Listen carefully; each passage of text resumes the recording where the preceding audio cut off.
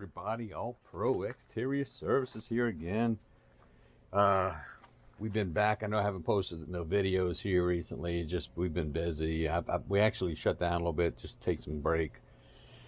Need some time, shut down time, you know, and we don't really get it cold, but we did get a cool week here, and we had to winterize the trailer, drain everything, which gave us some opportunity to do some changes. So I wanted to share that with you guys to kind of just show you what we've done. We've been working this week. We did some stuff last week as well. So we've been working. I just haven't had no footage, so I'm trying to get back in that groove, you know.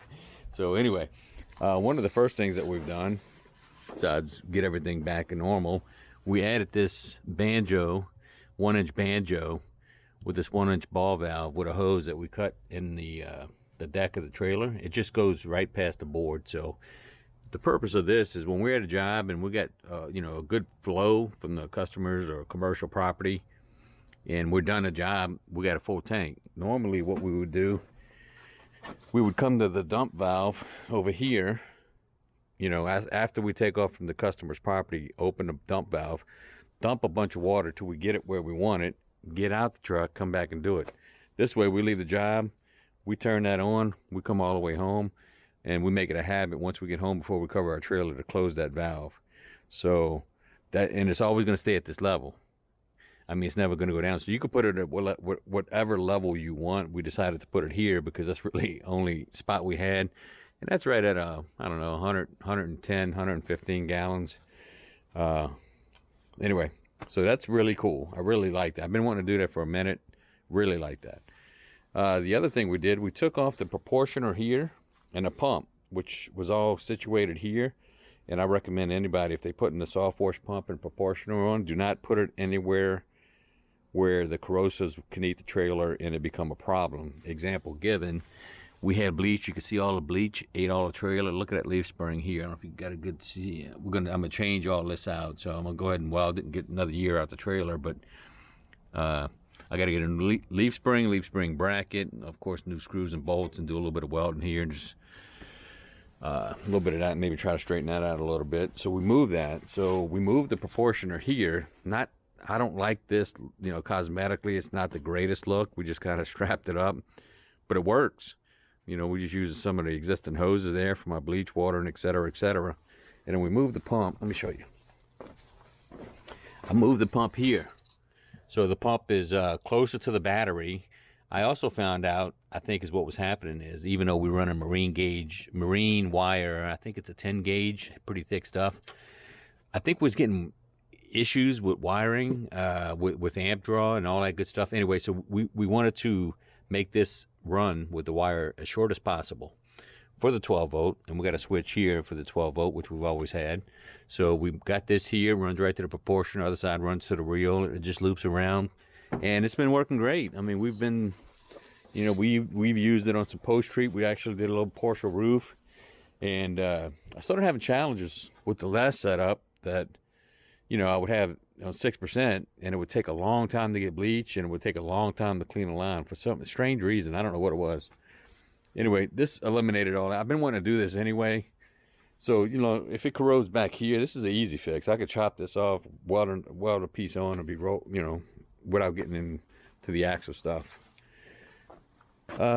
What else did we do? What else? Not much of anything. Trailer's very efficient. Oh, I did do something else. So my Y strainer from my big machine here is buried under the reel. Don't make that mistake. I did.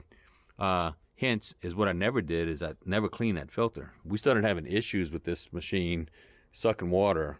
We didn't know what the issue was. I thought it was maybe tune up or anything. So we did do a tune up, but I was like, you know, I'm gonna go ahead and flush this out. So we made took the plug out, put a 91 inch or 3/4 inch barb, and just put it here so we could just drain that filter every day if we wanted to.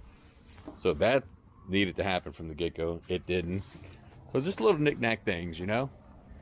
Let me see over here. Nothing over here.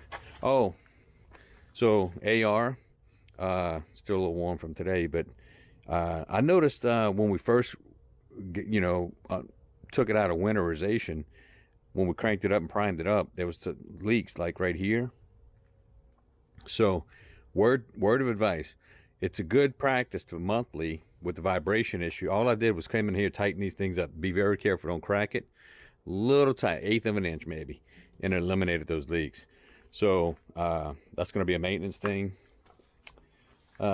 Just had this, I built a little stand to raise the ice chest so you don't have to take it out to, you know, undo that. So this will never come out. And then I put the three-way for the soap clean out. I'm sorry, the three-way for the soap line for the 12 volt when we're doing a roof. All I do is take this off, drop it in this, which is slow-mo. We ready to roll, switch to switch, we good. Switch it back on the eliminator. Got the SH. So all that's still the same. I think that's about it. Yeah, that's about it. Everything else is working perfect. It just flows really well. One thing I am heavily considering, depending on the life of this 12 volt, I think is what I plan to do is I'm really thinking about going with a compressor and I think it's all flow air system from Lori Smith, 17 gallons a minute, and putting like a 1-inch proportioner on it, you know, kind of like the AR. I'm thinking about it.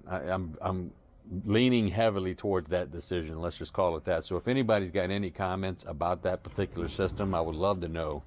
In fact, just text me a little video of some footage of shooting it. I mean, I can't really find good accurate information on the internet about, you know, distance or spray patterns or flow. Just I want to see how it compares. So yeah, I'm really heavily considering that. I mean, I'm close to pulling the trigger. So getting an air compressor, adding another device, I get it, it's a pain, but if it eliminates any breakdowns like this other stuff we've been doing, that helps me and be more productive and make more money.